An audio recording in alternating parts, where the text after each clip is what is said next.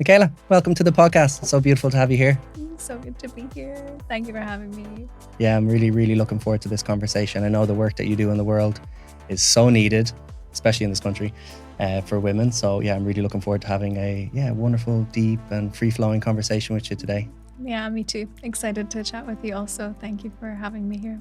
Great. So I'll just give the listeners a little introduction to yourself. So you're a pelvic care practitioner and women's work guide, offering a regenerative, women-centered approach to the health of women's bodies. Michaela helps women understand their physiology, reconnect to their bodies, and remember their innate capacity for their health. She offers whole-day care sessions and long-term containers for women from her cabin in the north of Ireland. Her work is part of a much-needed shift in how women are cared for using hands-on manual therapy and warm, attuned support to pave a new way forward for tending their bodies. Her space is a whole woman care space for all women through every stage of their life. It's so beautiful. What amazing work you're doing. You know, I'd imagine you have so many great women through the space and, you know, just creating that space for them to connect to their body, to feel and to heal ultimately, isn't it? Yeah, absolutely. Yeah. I love it. And I'm so blessed I get to work with such a range of women of different ages and experiences and health related issues. And yeah, it really feels like a completely new paradigm of healthcare that I believe has been around for much longer than our current models of care. And I believe this work is something that every woman needs.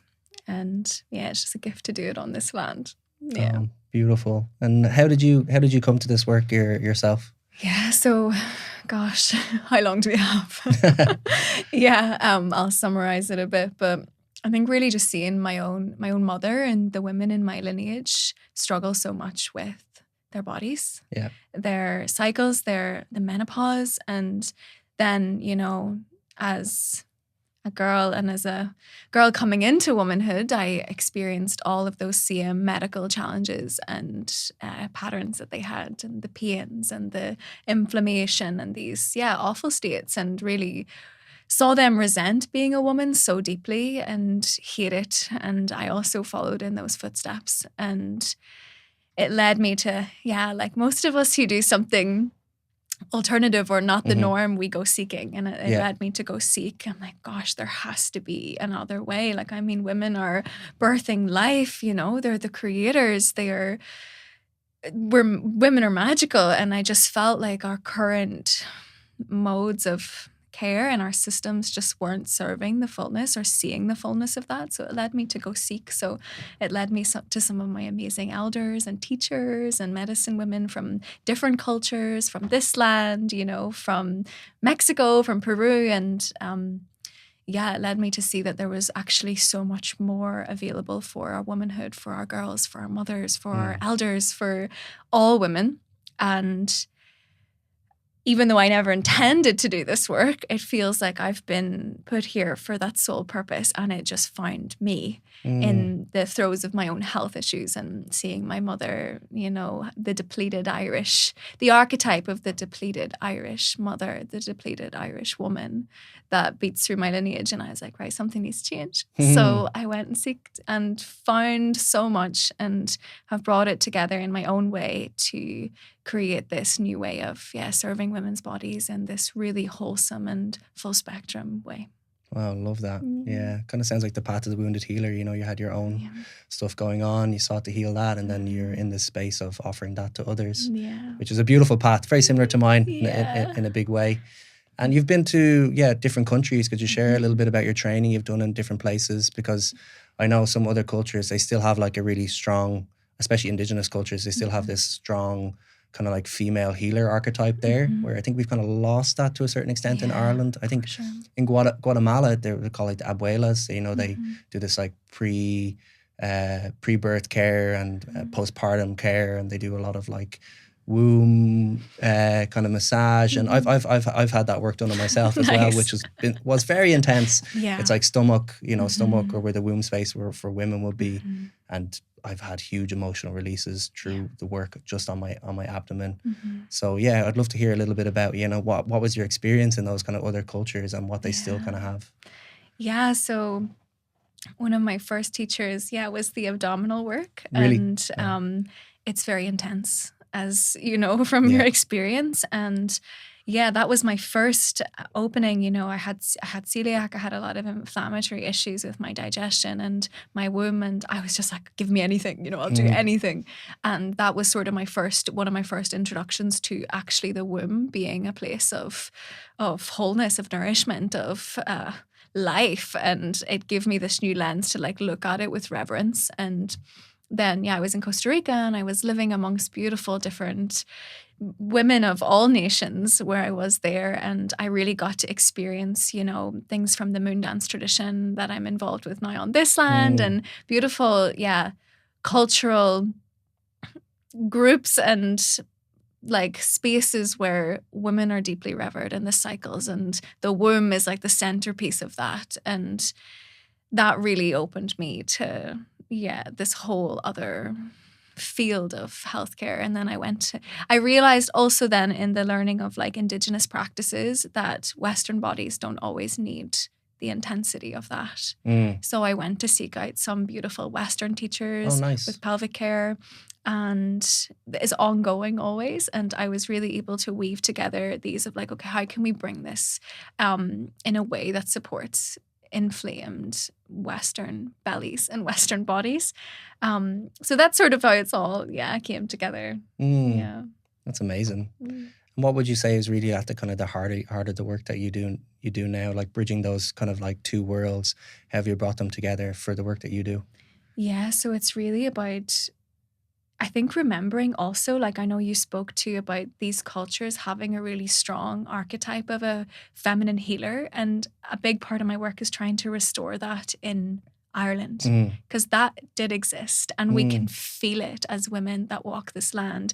The Keenan tradition, there was grief traditions, there was herb traditions, there was hands-on healing, you know, there was cures, like all the cures, they're so funny, they're so random, but like in my lineage there was so much of that. And I feel like I was exposed to elements of this archetypal feminine healer or medicine woman archetype in Ireland, and I'm really trying to like bridge the work that I've learned from these elders with their permission to bring back, to try and bring it forward in a way that's integrating the Western approach to the body, the tissues, the anatomy, the nervous system, amazing, hormones, all of this stuff.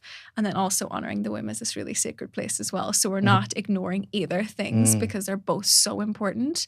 And then also bringing in, work from this land, plants from this land, grief work from this land, and really listening to what wants to be resurrected also through this land, and really feeling, what did my grandmothers do? You know, what were they doing? And really trying to feel that and ask questions in my lineage of what were the traditions and what were the practices, so I can be part of a resurrection for a culture of care here. And I think at the root of it all is just, my deepest prayer is to restore the health to women's bodies, and so that women, especially Irish women and colonized bodies, can feel a sense of ease and not feel so much under threat that our bodies need to then present with symptoms of stress patterns of inflammation or disease in the body, because that's not how God intended us to be. You know, health is we're all here to be healthy and vibrant, especially as women. And my work is just a prayer for that, really. Wow, that's big work. That's amazing. And it's amazing that you're part of this, the revival, because there's just a huge revival at the moment in Ireland, isn't there? With like, you know, mental health and spirituality and taking care of ourselves. And I think as part of the Irish psyche, we've had this like huge repression on the sexual areas in our body, especially like the pelvic area for women. And we've lost a lot of, probably we would have had that indigenous wisdom there, but unfortunately it's been lost. So you're part of that revival, and that's so inspiring and amazing. I think there's a lot of, I've heard, you know, there's a lot of women suffering with their wombs, and their, you know, endometriosis is on the rise, and what's the other one, PCOS, and there's so many different challenges for women. Do you think it's like the system is like failing them women, and like how do you feel like your work is like contributing to that kind of healing? Absolutely. It's such a loaded question with all of these things that women, like most women that we speak to nowadays, have endometriosis, adenomyosis, PCOS, or some sort of issue with their pelvis, with their wombs, with their sexuality, with their pleasure, all these different aspects.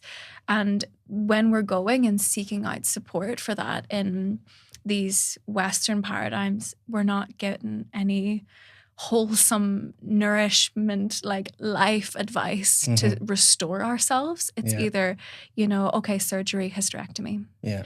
And I hear so many women, like there is a time and a place for surgery. And I want to say like Western medicine, like bless it in so many ways. It's incredible what the surgeons can do. But I believe for chronic issues, there is not enough of a whole approach to look at the whole woman of like the hormones. How is this woman living? What is the quality of this woman's relationships? What does her past tell us about stress? And obviously stress creates inflammation. Endometriosis is an inflammatory response in the body. So it's all, for me, it's like, when I meet a woman, and the way that I approach this is I try to track through her life and her story of when did this start? And almost always when it started was a couple of months after a massive life event or something huge. And I just believe, and I know that you share this belief as well, of like the interconnectedness of these imprinting experiences and disease if they are not tended to. And I do not believe that our Western medicine and allopathic route of care approaches, it doesn't approach things like this. It puts sticking plaster, or it just wants you in and out because they're stressed also, they're under pressure, and it's just a different model. And the current models of gynecology that we have for women, they were brought forward in the late 1800s by a man, Dr. James Sims. Yeah, masculine, quite a masculine worldview, isn't it? And they haven't changed. Wow. The speculum, the forceps, all of these things that women, they were brought forward actually as an experimentative process on First Nations, Native American women in the first ever women's hospital, which was in New York. And it was labeled as a women's refuge. But it was actually a place where the fathers of gynecology were experimenting on First Nations and African bodies. And that is the base of our gynecological practices today. And something needs to change. Like we need to bring more of a wholesome approach into all of our aspects of modern medicine as well, Yeah, totally. It's like what I hear there is like kind of moving more into like a feminine, holistic kind of model, like getting the whole picture rather than just going in with like a masculine, aggressive, like surgery, take a tablet, get out, take it out. It's like way more invasive where, I've heard people who've had surgeries with different things over the years, they actually have more issues after the surgeries because, they need their gallbladder, they need, whatever was there in the first place. It's like, how do we look at maybe like emotional release or what is there trauma stuck in the body or like, like you were saying, like what was going on at that point in your life that started to have issues. So, it's kind of like a big, I like to think there's a big shift happening. It is, a slow shift. Yeah. And the health of like, even like what you're saying about surgery, like then scar tissue and then adhesions of the tissue. And it does create a lot more issues for people if we're not tending to the scars, and just the amount of women who are being told that a hysterectomy, women in their late 20s and 30s are being told that a hysterectomy is the only way to resolve something, is like barbaric, and it's not the way forward when this is like the center and the origin of community, where life comes from, where communities and lineages are birthed from, and we are just extracting them out of women's bodies for whatever God knows reason. But there needs to be, like, if we could approach women's health as a preventative and a regenerative approach. So we teach women how to tend to tissues, how to support lymph in their breasts, how to support the lymph in their bellies, their digestive function, their uterine function, the function of their pleasure, their nerve, the whole woman. We would not be seeing the amount of surgeries for endometriosis. We wouldn't be seeing the amount of hysterectomies that are being proposed. We just would not be seeing this for women if women were taught these original ways of tending and nourishment. Yeah, it really comes down to like the education piece, doesn't it? And having those elders and women that you go to that would be able to support that process and not think like, oh, I'm broken or what is this, and having that real kind of connection with wisdom. So yeah, that's incredible stuff.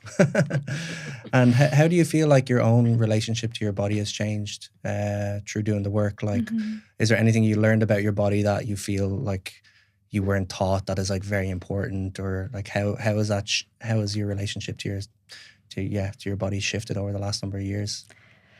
Oh yes, so much. Like how I walk is different. How my face looks is different. The actual shape of my face. My belly is soft and fluid, whereas at one point it would have been incredibly hard, like a rock and filled with inflammation. My digestion is so easeful. My womb is so happy. I don't have pain anymore. I don't have, sharpness in my intimate tissues, and my sexual body. Like there's just been a full like flip on the head, 360, because I believe in regenerative potential. And I think this work as well, like, yes, we can tend to like, ailments and symptoms, but it's also like, it shapes how you actually present yourself to the world as a woman. Beyond that, like, I'm in my spine. Like, I feel like I'm actually in my body as a woman. Whereas before, I think I was hovering outside of it and I didn't even know what it meant to be a woman who inhabited her flesh and knew what it means to have breasts and be able to feed and nourish life, and the wisdom and the power in that. Like women's breasts, when they're breastfeeding, produce melatonin at night because they know that they need to support the baby to sleep. Like there's just so much wisdom in the female body. And I feel like when a woman really grasps that, how she speaks to herself and how she treats herself as a woman can really be reshaped. Because this is all the information that we're told to. We're just like, disgust by your body, or ignore your cycle, or don't be in relationship with your pleasure and with your body as a woman, or with birth and all these things that we experience as women. And I believe, this work is such a pathway to actually just like honoring yourself so deeply and loving your body and what it means and what a gift it is to be woman, Yeah. And that's so beautiful. And it's like that piece around shame as well, like not like holding shame for your body and having that like self-love. It's like, this is my body, I love it. And then, connecting to it in a deep and loving and beautiful way. What do you feel for men? What do you think men need to know about women's bodies that maybe they don't know? You've probably got a lot to say. Oh boy.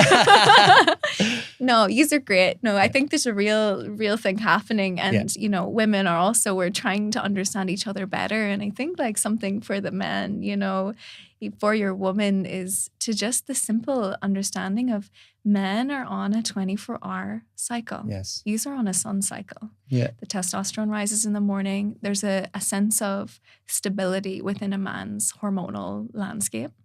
Whereas women, on the other hand, we're on a 28-day. Like, we're with the moon. We are rising and falling with the tides. Like, we are in a different, that's why each week we're like a different person. We're constantly changing through our cycles. And, when we're menstruating, we're in that inner winter space. And then we're ovulating, we're in this summer space, and we feel radiant and vibrant. And gosh, sometimes I wonder what it's like to be a man and witness to a woman, traversing all those changes. And I think that's something that if men don't know that, it can really support their relationship and understanding their woman, of that she's not always going to be at this like really high level. Sometimes she's going to be inward, and sometimes she's going to, feel more sensitive and more open to emotions and process. And I think for a lot of people, like that information to understand our men better, and also for the men to understand us better, can be really impactful. Just that simple knowing of that we're different and our hormonal blueprint is different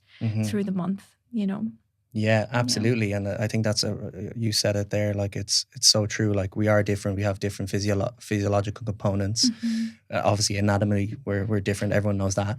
But like, for me, this kind of whole shift of perception around understanding these seasons, when I first heard this like a number of years ago, like, when a woman's in her winter, she needs cozy things, she needs tea, got to take care, her energy's low, and kind of just having that awareness around that, really, for me in my relationships, I was like, wow, it makes so much sense.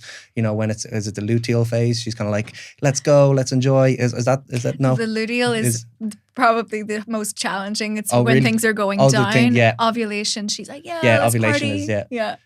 So it's like that's the time for, like, you know, doing things, being active, and kind of going out there and enjoying life.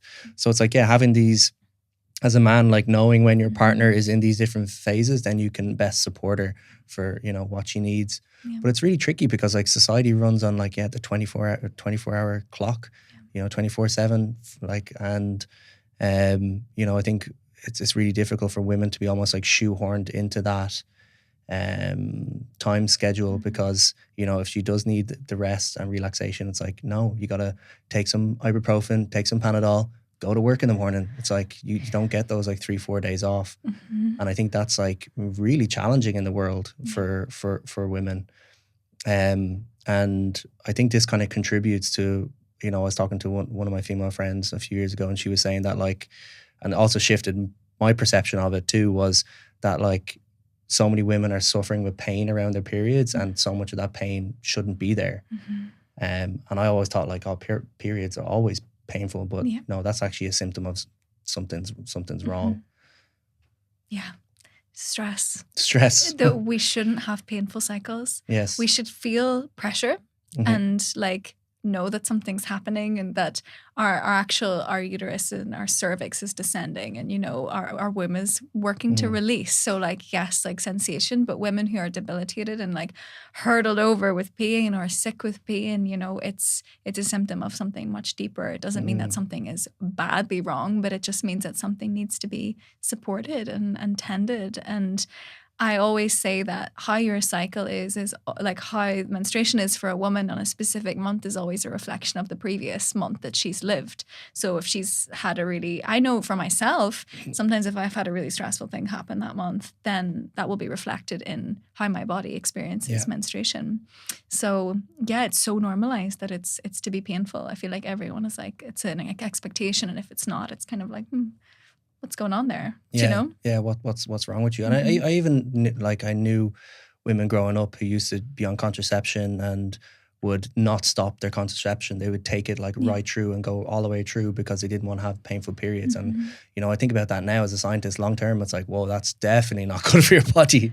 Yeah, the hormones, it fucks things up. I have some amazing women in my practice that were on birth control for upwards of 7 to 18 years, you know, and the coming off of that, when they're actually they're like basically meeting their hormonal terrain for the first time ever.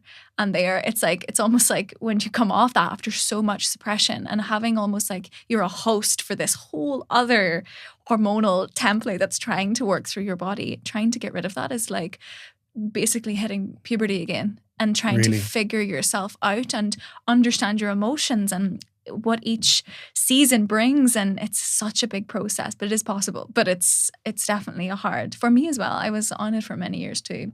Not for that many, but it definitely is an adjustment for many women. And so many women now are realizing that they don't want to be on it. And they want to do more natural ways and not have that constantly coming in. And so many women just didn't stop it to give the space. They were just constantly like overloading. I can't even get my head around that, like thinking about like taking something for so long and then stopping it and then having this whole like shift in your whole probably mental and emotional state as well. Like your whole life. It's almost like a cloud, and then when you take it away, you're like, oh my gosh, things are actually really real now, and our emotions aren't as suppressed. You know, our body's trying to return to its natural rhythm. It goes through a purge.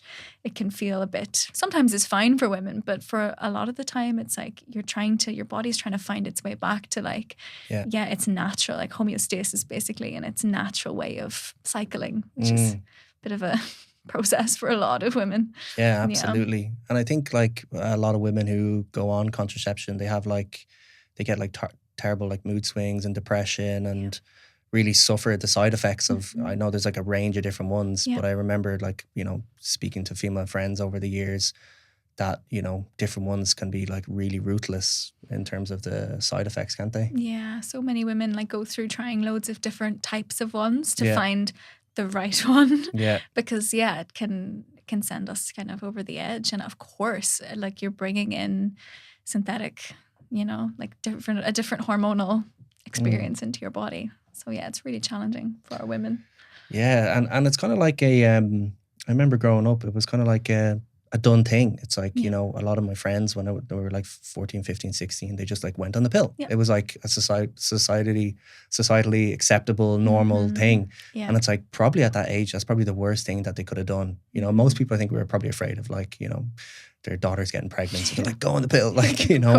But it's like, you know, can you not just educate, you know, and you know, have a good sexual health talk with them and give them condoms and be like, you know, but hopefully I like to think like we've progressed a bit more in the last 20 years. Yeah, but also some people and some young girls are just, you know, they just go on it and like, it's also, it just is what it is. It's a done thing. It's a done thing. It's like a common thing that I don't think is going to go away. But I think a lot more people are realizing especially some mothers that have been through that kind of purging process. They're like, I won't do this to my daughters. Yeah. Because they do want to come off it and have kids someday. And then it can impair it. There's been some studies and some conversations around it impairing fertility and just challenging the natural state of the body and giving issues further down the line. Yeah, wow, because we probably don't know, like a lot of these tablets, like you probably don't know like what they're like after 30, 40 years because we haven't got there. Yeah, we don't know.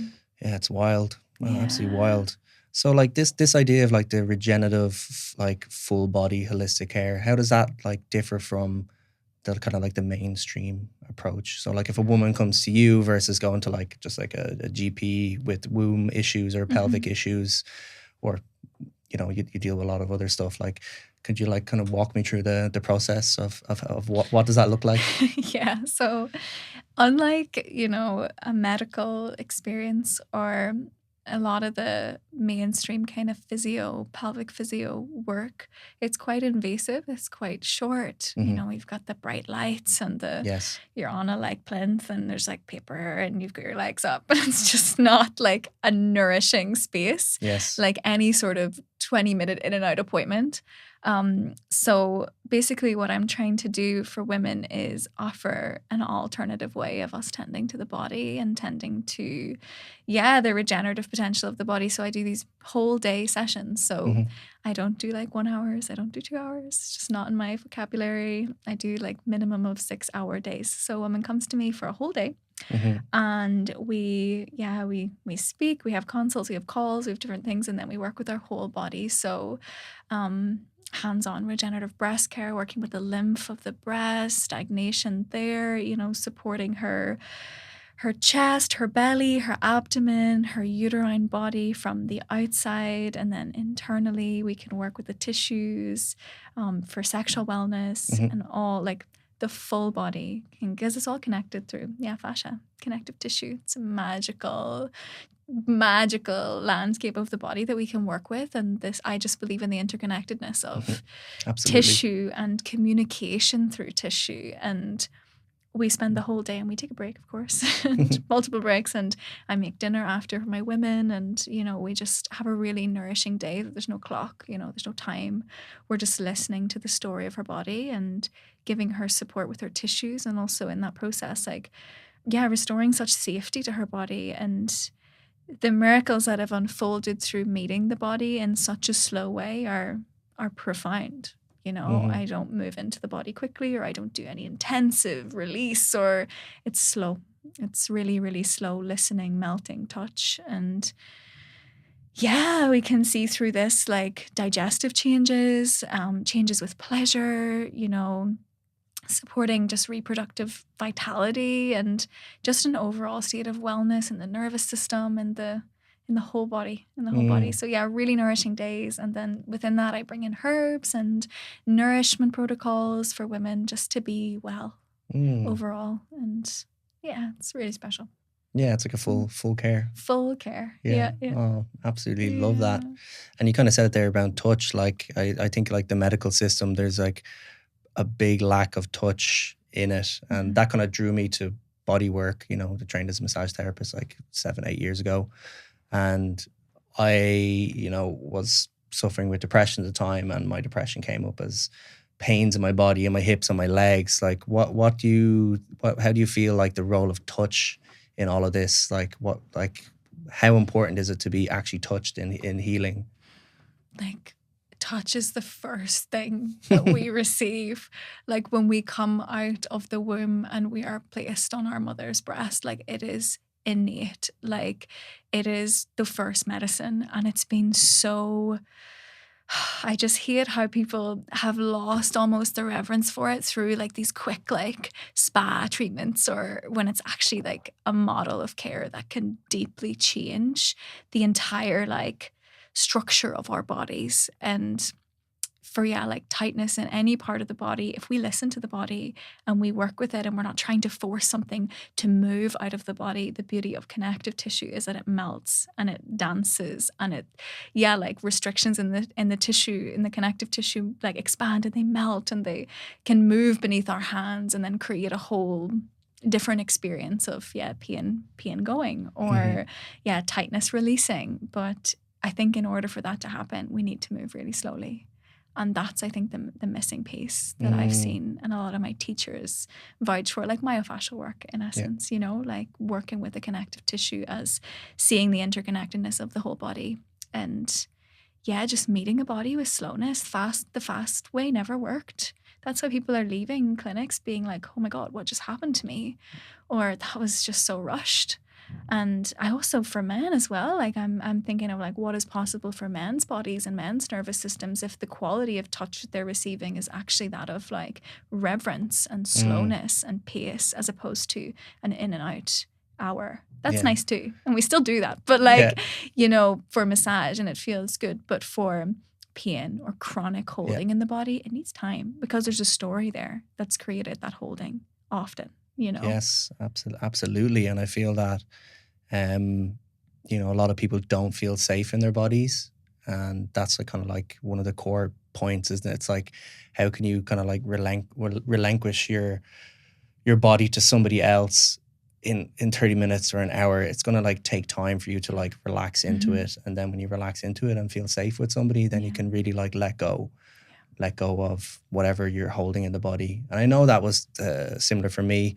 Like I think my first massage I got when I was like 23 or something, and I was there because I tore one of my abductors, you know. And I was like, wow, how have I not been going to like, you know, massage therapists when I was younger, because I found so much relief from it. And I was like, Jesus, like all of those issues I had growing up probably could have been worked out with physical body work and therapy. But I think in Ireland we have like this like shame or this suppression of like letting people touch your bodies, and it's really awkward the first time you go get a massage or body work. You're like, do I take my clothes off? Which way do I go? Do I go this way? Do I go that way? Yeah. And I know a lot of guys as well, they go for like sports massage and physical therapy, and you get in, it's quite clinical, and it's like, you get down, you get the elbows in, you go like this. And that's wonderful. Yeah, like you said, that's wonderful. But I remember when I first received my first like slow, nourishing bodywork touch, I was like, whoa, I was like melting like butter, you know, and then having these emotions and having these feelings and, you know, having releases and just being like, wow, this is what I was actually after the whole time. Yeah. So it's like, I suppose there's different ways to it, isn't there? Yeah. And it takes our bodies like an hour, maybe more, to settle. Yeah. Do you know? Like, it takes time. And like you said, you know, it's, if we even, you know, but people are always saying for the nervous system, the easiest thing to regulate your nervous system is like to actually just slow down, like brush your teeth slower, you know, put your cream on slower. Like, why are we closing the cupboards and opening and pulling things out 100 miles an hour, you know, and just slowing down. So like in a massage, you go to a spa and there, it's like, you know, they're on a time, you know, 3 times up the leg, 3 times up the other leg. You even know? Feel it like they've done it once, they've done it twice. You're almost counting with them. And whereas imagine if someone was just like there to fully listen to every single inch of your body, to understand the patterns that are there that are informing like pain and symptom and experience, and also the deeper layers of like traumas in the body. You know, it's held in the connective tissue. Yes. And like you said, the depth that we can go to with body work when it's slow is like, it's like psychedelic. Yeah. Oh, Really deep. Absolutely. Yeah. 100%. And it's what I hear from you there is like you're giving the time to somebody, you know, you're giving the time, the presence and the care, which is like you said it, you know, if you're in a spa, you're getting that, but you're getting it in an hour and it's on the button, you know, and it's quite formulaic, but you're kind of doing this kind of like deeper listening, almost like shamanic, I would say, you know, connection to another, you know, living being. Yeah. Yeah. There's no sequence in my practice. Yes. Like, yes, we have an outline of where maybe the woman wants to go, but if we need to stay somewhere, we'll stay. Yeah. Like for an hour, for 2 hours. Yeah. Like there's no time. If we need to hold her spine, her sacrum for 2 hours, and we need to be with a part of her belly that is held for so long and is inflamed, like we'll just be there. And that's why we need the time. And people are always like, oh my God, what are we going to do in 6 hours? And I'm like, trust me, you know, it goes very fast. Yeah. We enter like a liminal. Yeah, it's like it's a shamanic in essence, you know, it is quite energetic and we're just communicating and listening and supporting this woman to inhabit herself ultimately, because when she inhabits herself, everything changes. And when she's nourished and she's touched and tended well, like her nervous system changes, the stress patterns melt, you know, her fascia unwinds, her jaw softens, her hips loosen, and then she feels like more in herself, and then that changes everything. Relationships, her work. Yeah. It's kind of like how you carry yourself in the world, and your whole world changes completely. And you know, you talk a lot about like the exhausted woman, and I think a lot of people are just exhausted by life at the moment. What do you really see that's like depleting women in the world right now and creating these like exhausted, burnt out states that you're receiving in your care? So many things. A common thing is, before I get into the deeper stuff, is honestly our phones. Like, let's just be really real for a second. Like, our phones, blue light, you know, the cortisol spikes that we're getting in the morning. And that's like a simple fix, I think, that we can all embody. But in a deeper sense, like, unsupportive work environments, unsupportive relational dynamics that I see, you know, that are causing stress and causing inflammation in our bodies, and just deep unprocessed stuff in Irish bodies. I speak obviously a lot about what we've experienced as people here, and I see that I'm working so much with those threads in my practice with women, you know, feeling these threads of like, it doesn't feel safe to nourish. It doesn't feel safe to have resource, to be resourced as a woman.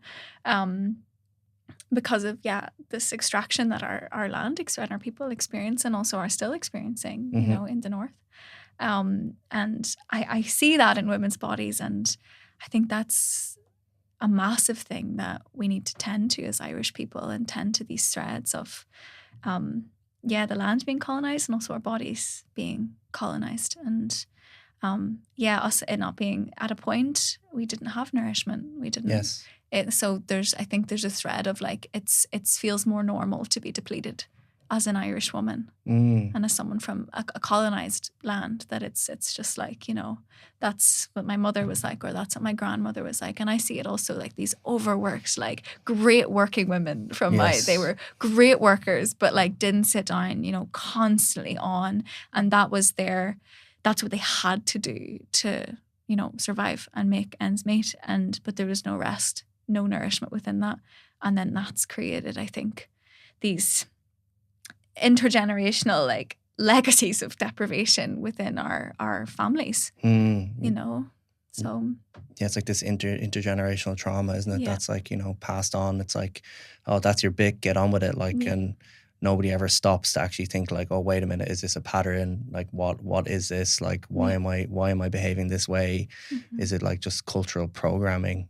So I'd imagine your space is a space for people to really stop that, really look at like, you know, what behaviors are serving me, what beliefs are actually, you know, weighing me down or holding me back. And what am I holding in my body as a woman from this land? What did my mother carry? What did my grandmother carry? What did my dad carry? Do you know? And starting to map out our lives and all of these people in our lives that created us, that are informing how we operate in the world, and starting to tend to that through the body and create a country of really nourished women. Amazing. And I think women have had it especially hard in this country as well, especially with Catholicism. You know, it's like this kind of like shame on the body. And oh God, I watched Cillian Murphy's new movie there a few weeks ago about the Magdalene laundries. Yeah, Man. I've heard of that one. Yeah, I haven't saw it though. Amazing movie. Really, really amazing movie. But like bleak 1980s Ireland, you know, and it's just like really brought me back to like, whoa, like women were second class citizens in this country, and God forbid you got pregnant outside of marriage, and the torture. Yeah. It's like slavery. Yeah. To the nuns, like, you know. Really. And that movie's amazing. I'd really recommend anybody watch it, because it's like so prevalent for still so many women in this country are still fighting for like reparations and justice for what happened. And there's like, I think women in this country have that kind of like cultural memory of that in them. You know, I think every family probably knew someone who was thrown in one of those places or had a baby taken away, or and even in more recent times, I know back, you know, then it was really, you know, like it felt like it was very vicious of what was actually happening to the women. But even, you know, my mom, like she with my brother, she was sent to the nuns. You know, this is like it was like, you know, not in the way it would be depicted in the film, but it was still like they were still living, but like in softer ways, but of trying to maybe like force religion to the, you know, it's just like, there's such a cultural imprint with that, and it's not safe to be a woman in her sexuality and her sexual power. You know, it's not safe to give birth. It's not safe. Like there's so many stories that has brought to us as women from this land. Yeah. I think there's been a shift in the last number of years, and definitely a space in like more women having like birth doulas and like free birthing, and shifting away from the medical system. Now I know for some women it's not advised, you know, but I think for a lot of women, I think there's a big empowerment piece around that, isn't there? There's so much. A beautiful sister of mine just had a home birth, and with her beautiful baby, and so many women are choosing that way, you know, because they trust their biology, and that's what we're born to do. And I think, there's been a whole like boom of that in this country, which is, it feels just like really powerful in the face of what culturally women have experienced around birth and around being pregnant, and then women choosing to do it in the way that they want to with a loving partner. And it's just, like it feels like a whole 360 for the land, you know. It's beautiful. Yeah. Oh, it is so beautiful. So it's amazing that like things are shifting now, and there's kind of like definitely a space for more of this kind of care in the world, isn't there? Yeah. So much is coming up, and there's so many women and so many doulas and beautiful women's keepers and women tending to grief on this land. And there's just we're so lucky, really. What's the Irish word for wise woman? It's Banfasa.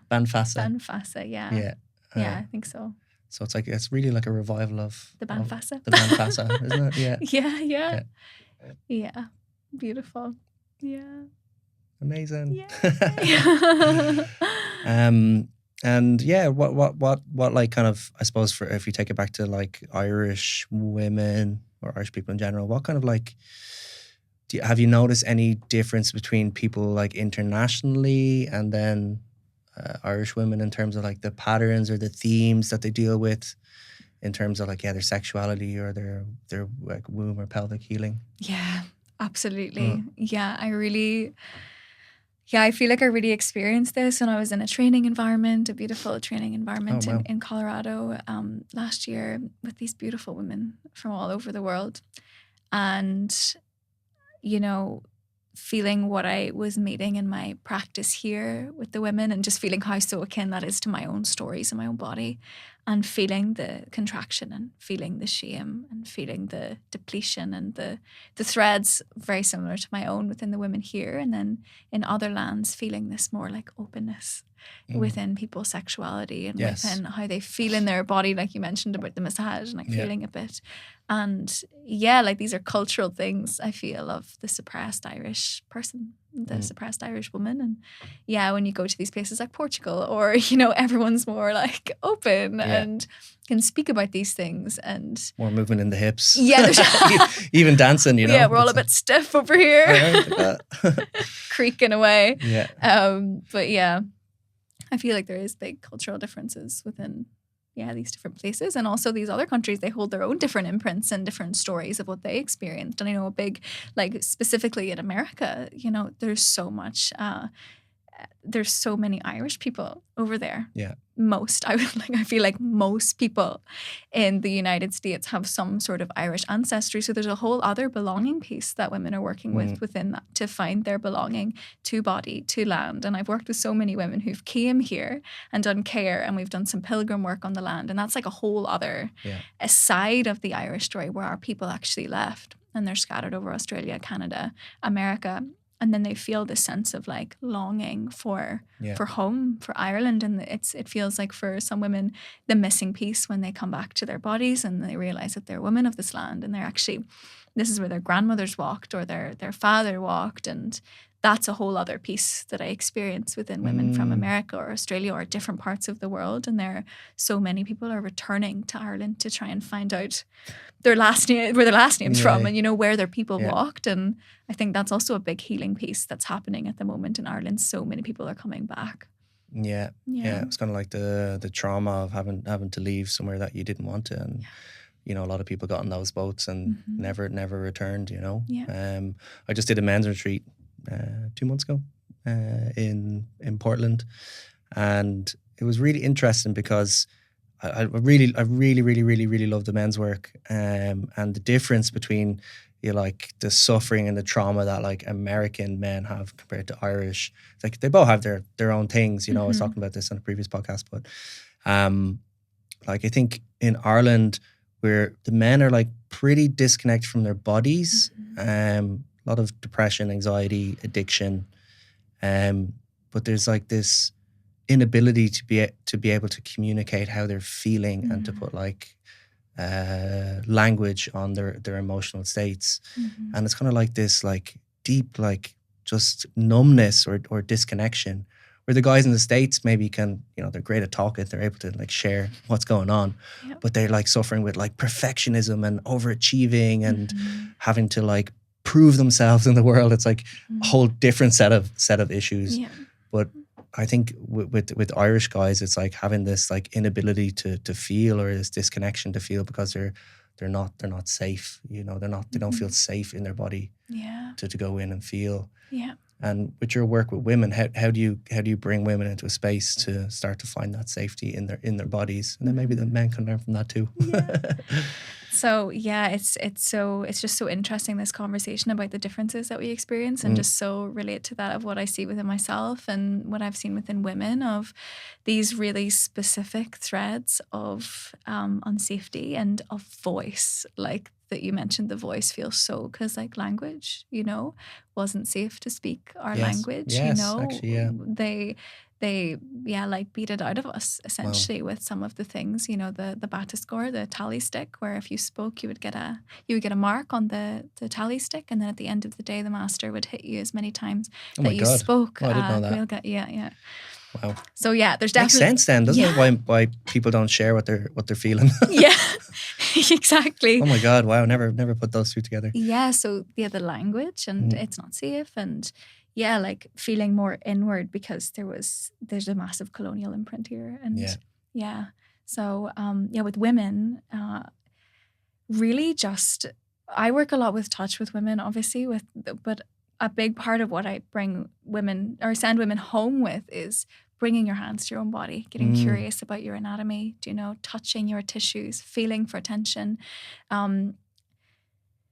Like touch again is this first medicine, and I believe we can do so much healing for our there's so much nervous system stuff out there right now. It's like, we need to do this, and this is great, and this, and everyone's getting like, well, now there's loads of different things that's getting thrown out. It's a lot. And I really found like one of the most effective things for our nervous system and our relationship to ourselves is through touching our bodies with our own hands and bringing our hands to our bodies, working with our tissues, understanding our anatomy, understanding where we hold in the muscles and the tissue and the architecture of our bodies, and how we can actually restore safety to our nervous system through that by really having an understanding of muscles, of where we hold things in our bodies, in our hips, So for me with women, it's like that. And also being in relationship to land, I feel, is a big thing of like where your origins are, come into relationship to that place, go out and listen to the land,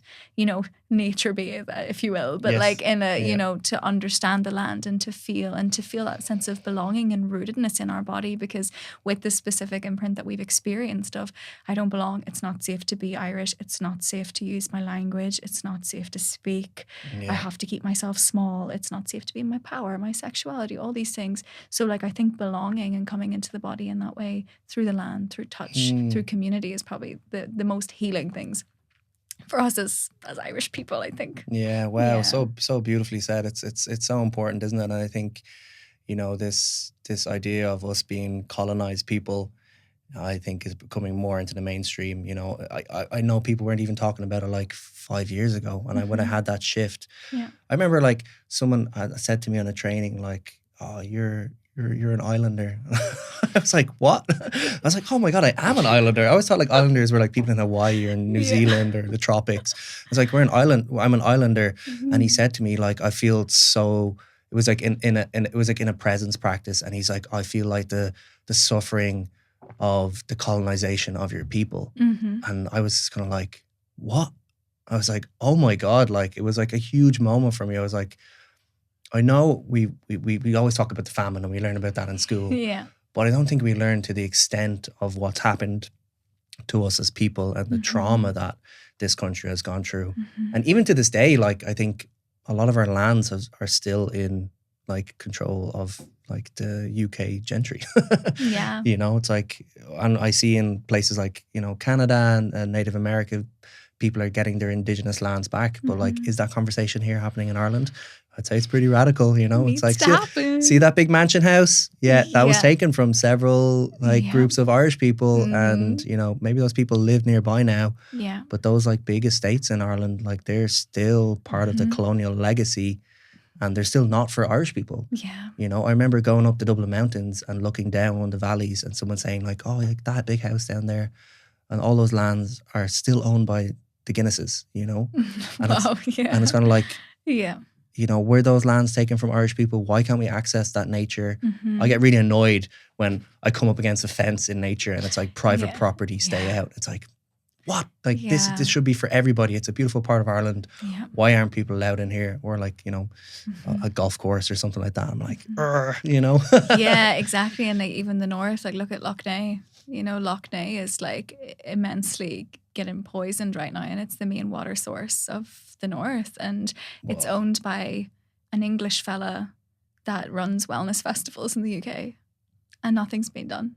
And there's so many amazing people on foot trying to, but it's like you're up against something really, and even the north, like the 6 counties, there's still, we pay in British pound up there. That's where I'm from, Tyrone, It's a very different energy when you cross that border.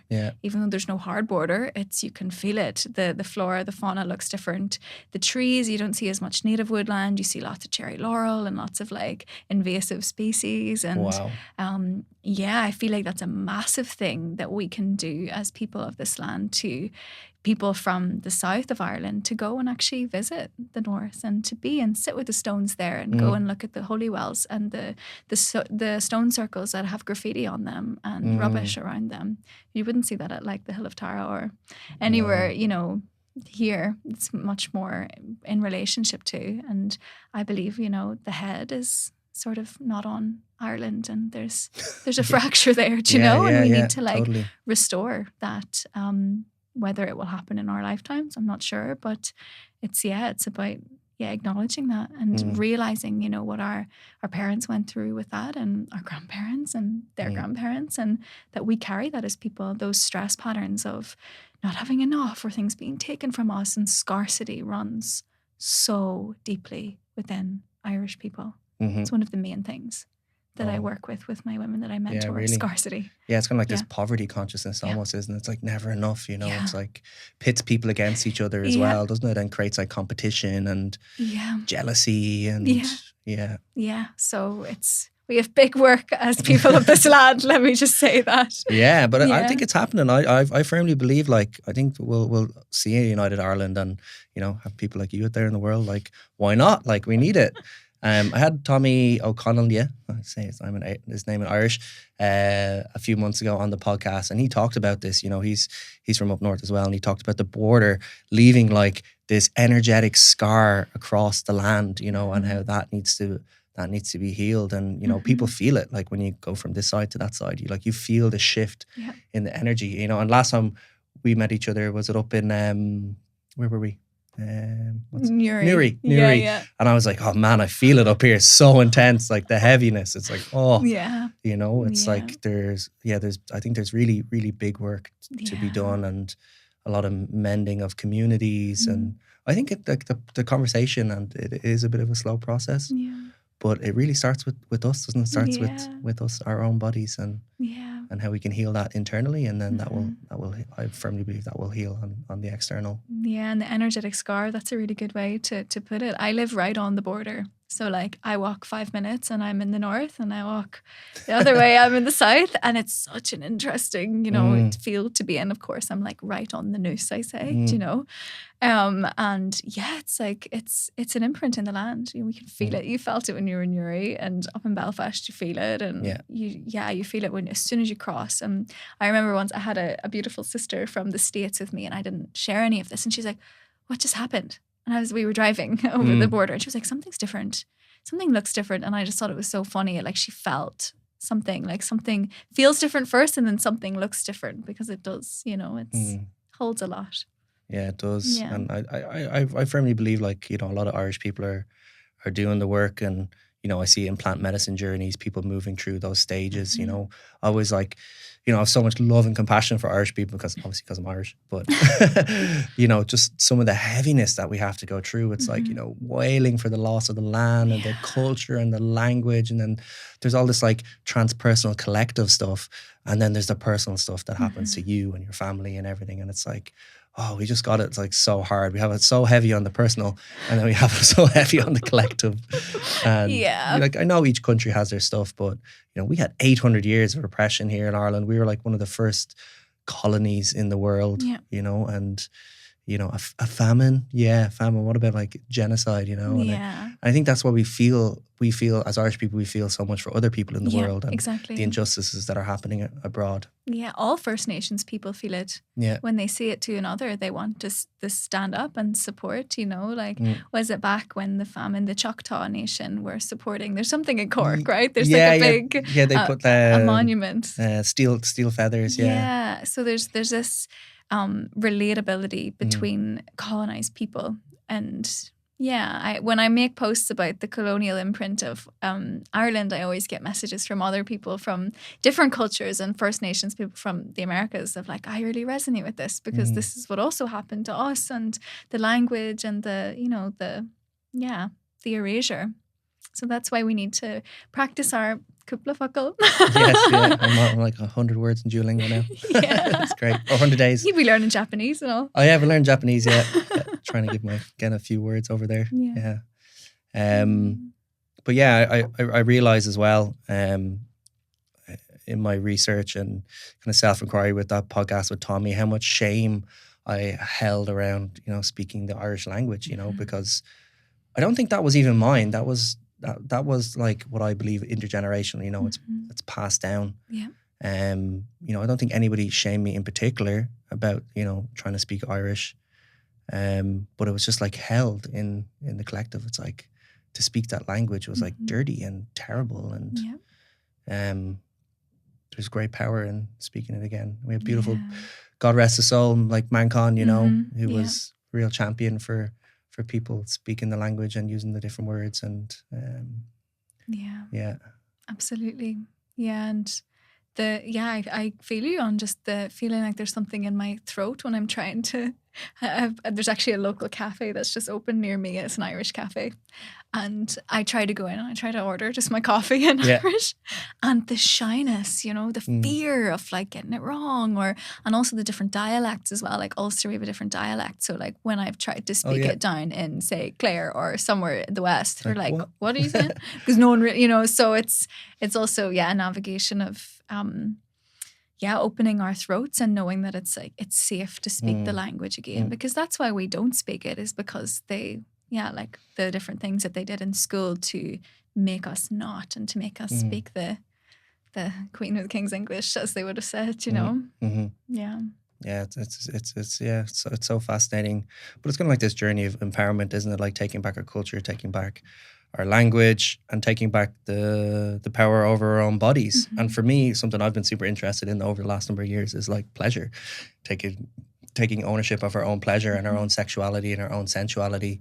Do you find that that's a big part of your work with women, like accessing pleasure again, and like owning their pleasure and being in that space of like treating their bodies in a loving, caring way? Yeah, like relearning that this is actually something that's safe, and it's something that's deeply human and essential for our health. Yes. That we have a relationship to pleasure, to sex in a healthy way.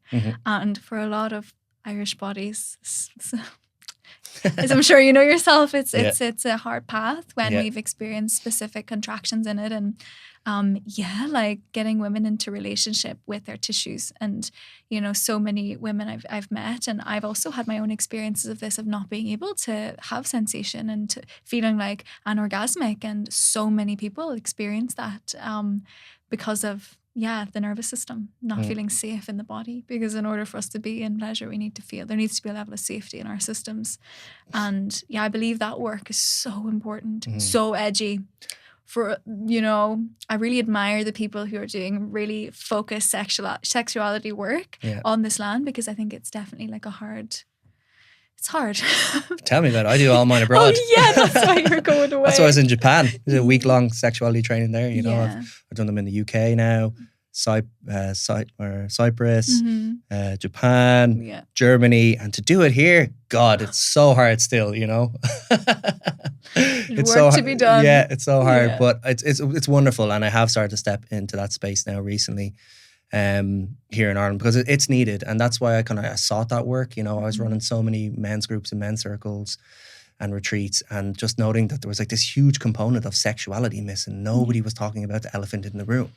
You know, guys weren't talking about like erectile dysfunction, you know, issues with sexuality, porn addiction, the relationship to their penis, their body, like all of this stuff was just like, people are scared to say it, you know, scared to talk about it. So I was like, right, I need to go and do this work, and then come back and start like, you know, sharing it, you know, and it's been a wonderful journey. But there is that huge disconnection here through, we've had it through like colonialism, through Catholic guilt and shame around our pleasure and our bodies. And it's like, I think it's the next step, you know. It's the next step, because there's so much power in pleasure. Uniting Ireland, then getting everyone in their pleasure. Perfect.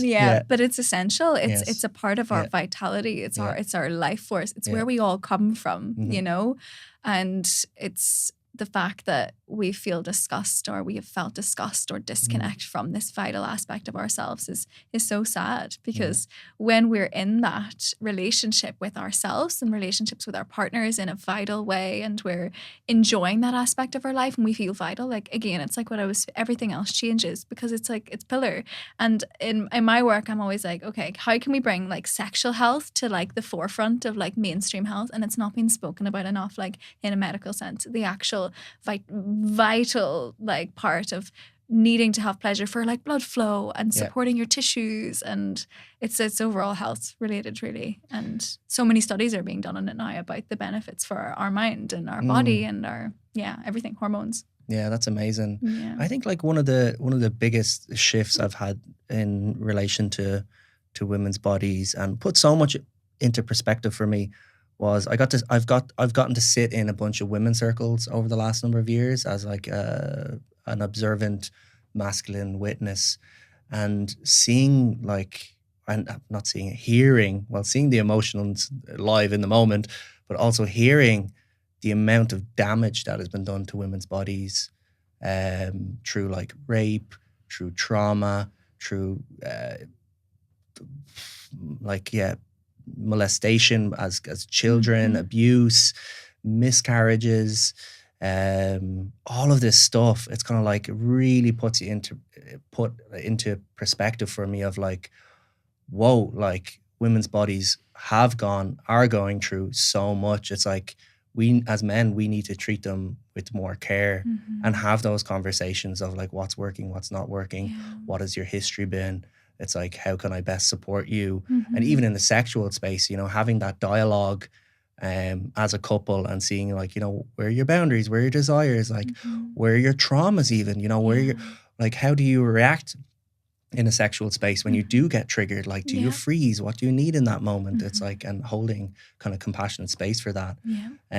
Because especially when it comes to women's sexuality, I think women's bodies go through a lot more than men down there. And it's like, how can we kind of have more of a dialogue around that, I think is really important. It's so important. But you probably see that in your work a lot, like the stuff that women really go through and how that numbs them, I'd imagine, from their sexuality and pleasure. Yeah, and we hold in our inner tissues, there's so much like beautiful fashion where so much can get held, and then it's we experience sharpness or pain, or you know, then it really is difficult for women to enjoy pleasure, or when they do, they shut down or they freeze. And like what you said about for a partnership, it's so important to have these conversations about how to consent and like what feels good, what doesn't, you know, what are the trigger points for you if you have experience. Because honestly, most men that I've spoke to have experienced that with a female partner, that they've, you know, most women have experienced some sort of either medical violation or sexual violation, which is unbelievable,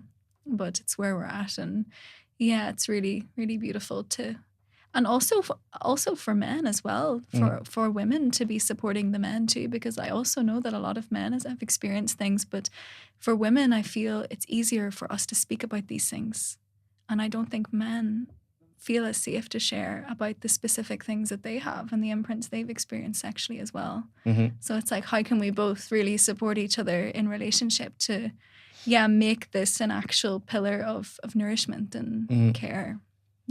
Yeah, absolutely. And, you know, being in many men's circles over the years, you know, the amount of men have been like raped and molested and, you know, touched by priests or uncles, or have had an erectile dysfunction or unconsensual circumcision when they were born or when they were older. And like there's a rake of stuff there too. So like I love when this work is like done together with men and women, and I've, you know, been in many of those spaces, and it's kind of like, whoa, we just have so much compassion for each other. It's like I really feel like there's like, you know, the best way to control us as a population is to like pit us against each other. It's like the classic divide and conquer.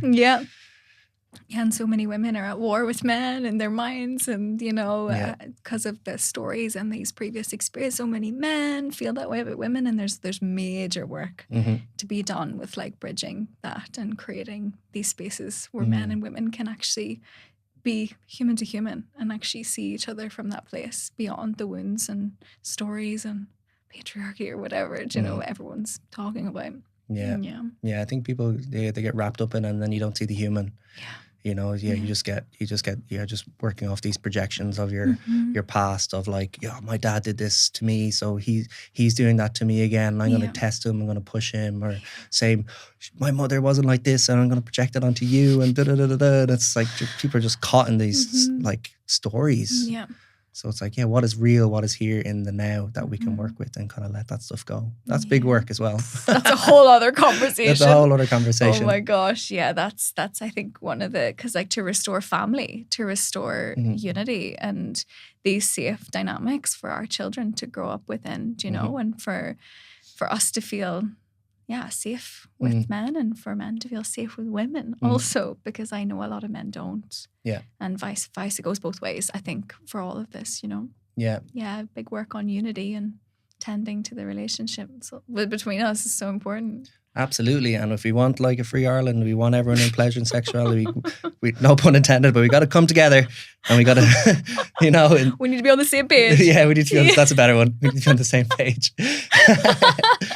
And do you ever deal with any couples in your work, or do you ever like deal with like the person's male partner and give them advice? Or just curious around that piece. Does that ever sometimes come up? I sometimes have got messages from men asking, you know, on behalf of their partners, which is really beautiful, you know, taking that support and leadership to seek out help because they're seeing her, maybe she doesn't want to, or she has fear. And I'm always so open to advise. And I was dreaming with maybe doing like some touch workshops for couples so like, you know, men can understand her anatomy and how to support her intimately if she does experience pain, or if like women can't come to me specifically, or we can show the practices that help intervaginal tension, pain, things like that.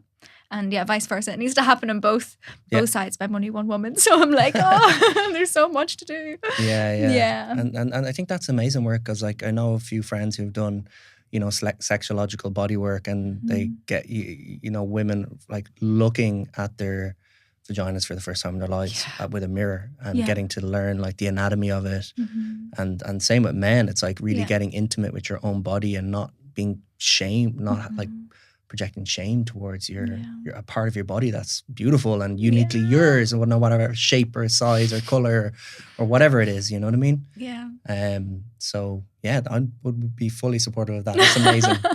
It needs to happen. We all need to stop fearing our bodies and actually just be like, okay, even though I feel fear or discomfort, I'm just going to move through it, and I'm going to show up for myself, and I'm going to get into relationship with my body and stop like, you know, walking around it, and actually just be like, no, this needs my love. This needs my tissues need my attention. My, you know, sexual organs need me, and they need our presence and our breath and our touch for us to feel well. And that needs to be restored as like a main thing that like, we need to tend to as people.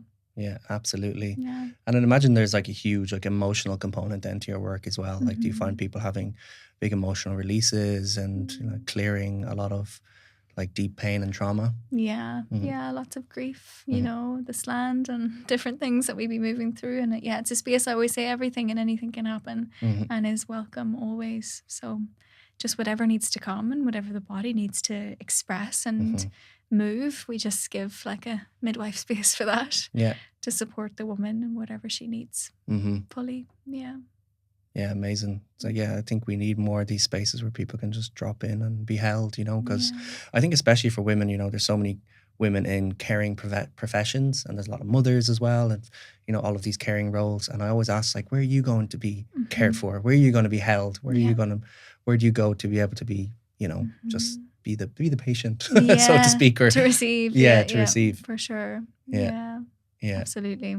So you're probably pretty busy then these days, are you? busy, yeah. Busy, and feels really good, and moving into some more teaching work and online stuff as well, to kind of offer more pathways for women who maybe aren't ready to do the whole day things and other ways that they can journey.